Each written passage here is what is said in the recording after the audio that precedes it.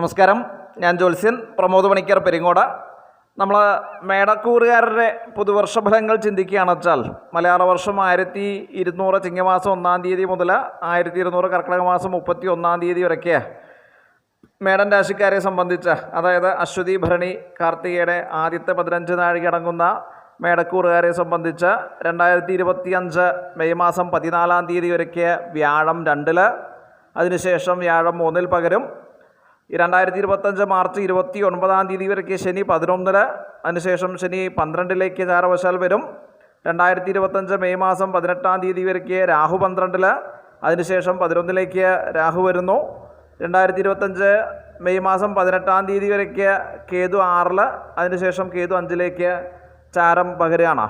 അപ്പോൾ ഇങ്ങനെയൊക്കെയുള്ള വിശേഷങ്ങൾ ഉൾപ്പെടുത്തി നോക്കുമ്പോൾ ഈ വർഷം ഗുണദോഷ സമ്മിശ്ര ഫലമാണ്. അതായത് ഗുണവും ദോഷവും ഇടകലർന്നിട്ടുള്ള ഫലമായിരിക്കും. എന്നിരുന്നാലും നമ്മൾ ജീവിതാനുഭവമായിട്ട് വരുന്ന, അല്ലെങ്കിൽ ദശയും അപഹാരമൊക്കെ ഉണ്ട്, അതൊക്കെ ശരി തന്നെയാണ്. എങ്കിലും അനുഭവത്തിൽ വരുന്ന കുറച്ച് ഫലങ്ങൾ ഇവിടെ പറയേണ്ടതുണ്ട്. ഈ നക്ഷത്രക്കാർക്ക് എന്തായാലും അത് അനുഭവത്തിൽ വരാൻ സാധ്യത കൂടുതലുള്ളതാണ്. അത് ഗുണത്തിൻ്റെ ആധിക്യം കുറച്ച് കൂടുതലുണ്ട്. ഗുണദോഷ സമ്മിശ്രം എന്ന് പറഞ്ഞാലും ഗുണത്തിൻ്റെ ആധിക്യം കുറച്ച് കൂടുതൽ കാണാണ്ട്. ബന്ധുഗുണം എന്ന് പറയുമ്പോൾ വിവാഹം പോലെയുള്ള കാര്യങ്ങൾ നടക്കുക, ബന്ധുക്കൾ ധാരാളം വന്നു ചേരേണ്ടതായ ഒരു സാഹചര്യങ്ങളും. അപ്പോൾ വിവാഹത്തിനൊക്കെ ആഗ്രഹിക്കുന്ന ആളുകൾക്ക് ആനുകൂല്യ സ്ഥിതി ഉണ്ട് എന്നർത്ഥം. കുടുംബ സൗഖ്യങ്ങൾ ഉണ്ടാവുക, സ്വജനാദികളിൽ നിന്നുള്ളതായ സഹായങ്ങൾ ഉണ്ടാവുക, വ്യവഹാരങ്ങളിൽ വിജയം. വ്യവഹാരം എന്ന് പറയുമ്പോൾ കേസ്, കോടതി കേസ്, പ്രമാദമായിട്ടുള്ള എന്തെങ്കിലും കേസോ കാര്യങ്ങളൊക്കെ നടക്കേണ്ട വെച്ചാൽ അതൊക്കെ ആനുകൂല്യമായി തീരുക. വിദേശയാത്ര സഫലമാവുക. ജോലിക്ക് വേണ്ടിയിട്ട് വിദേശത്തൊക്കെ പോകാൻ ആഗ്രഹിക്കുന്ന ആളുകൾക്ക് അതെല്ലാം, ആ യാത്രയെല്ലാം സാധിച്ചു വരിക. കർമ്മരംഗത്ത് പുരോഗതി ഉണ്ടാവുക.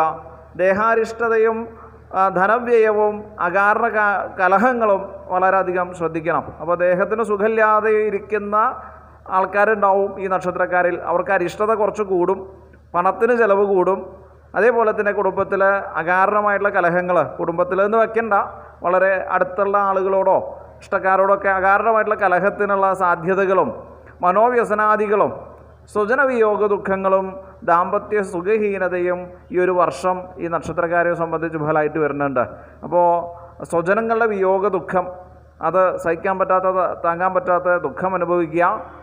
ദാമ്പത്യ സുഖഹീനത, ദമ്പതിമാർ തമ്മിലുള്ളതായ കലഹങ്ങൾ ഉണ്ടാവുക, മനോവ്യസനങ്ങൾ ഉണ്ടാവുക, ഇതൊക്കെ ഫലമായിട്ട് വരുന്നുണ്ട്. അപ്പോൾ ഇതിനിപ്പോൾ എന്താ ഒരു പരിഹാരം എന്നുള്ള നിലയ്ക്ക് വിഷ്ണുവചനം നന്നായിട്ട് ചെയ്യണം, ശനീശ്വരപ്രീതി നന്നായിട്ട് വരുത്തണം. അതുതന്നെയാണ് ഏറ്റവും പ്രധാനം. പിന്നെ ദേവഭജനൊക്കെ നന്നായിട്ട് ചെയ്യുക. ഔഷധ സേവയൊക്കെ, രോഗികളുണ്ട്, അവർക്ക് ബുദ്ധിമുട്ടാണെന്ന് പറഞ്ഞു, അവർക്ക് കൃത്യമായിട്ട് വൈദ്യസഹായം തേടാൻ വേണ്ടിയിട്ട് പ്രധാനമായിട്ട് ശ്രദ്ധിക്കുക. ആ വ്യാഴത്തിൻ്റെ 2-ൽ നിന്നുള്ള സ്ഥിതി 3-ലേക്കൊക്കെ വരണ ഒരു സമയം കുറച്ച് ഒന്ന് ശ്രദ്ധിക്കണം. അതായത് 2025 മെയ് മാസം 14-ാം തീയതിക്ക് ശേഷം വ്യാഴം 3-ൽ വരും. ആ സമയത്താണ് ഈ സ്വജനവിയോഗ ദുഃഖങ്ങളും ദേഹതാപങ്ങളും ഒക്കെ വർദ്ധിച്ചു വരാനുള്ളതായ ഒരു സാധ്യത കൂടുതലായിട്ട് കാണുന്നത്.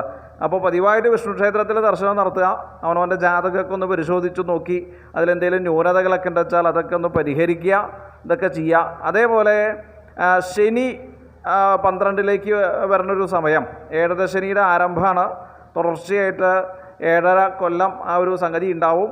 അപ്പോൾ അതിൽ അഷ്ടവർഗ ബിന്ദുക്കളൊക്കെ കുറവുള്ള രാശിയാണ് മീനം രാശി എങ്കിൽ വളരെയധികം സൂക്ഷിക്കേണ്ടിയിരിക്കുന്നു.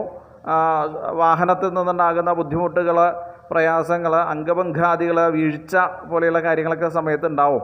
അപ്പോൾ അതുകൊണ്ട് ശനീശ്വരപ്രീതി പ്രത്യേകമായിട്ട് വരുത്താൻ വേണ്ടി ഈ നക്ഷത്രക്കാർ വളരെയധികം ഒന്ന് മനസ്സ് വയ്ക്കുകയും വേണം, ശ്രദ്ധിക്കുകയും വേണം. അപ്പോൾ ഇതൊക്കെയാണ് ഈ മലയാള വർഷം, അതായത് 2024 ഓഗസ്റ്റ് 17 മുതൽ 2025 ഓഗസ്റ്റ് 16 വരെയുള്ള കാലഘട്ടങ്ങളിലെ മേടക്കൂറുകാരെ സംബന്ധിച്ച്, അശ്വതി ഭരണി കാർത്തികയുടെ ആദ്യത്തെ പാദത്തിലുള്ള ആൾക്കാരെ സംബന്ധിച്ച് പറയാനുള്ള കാര്യം.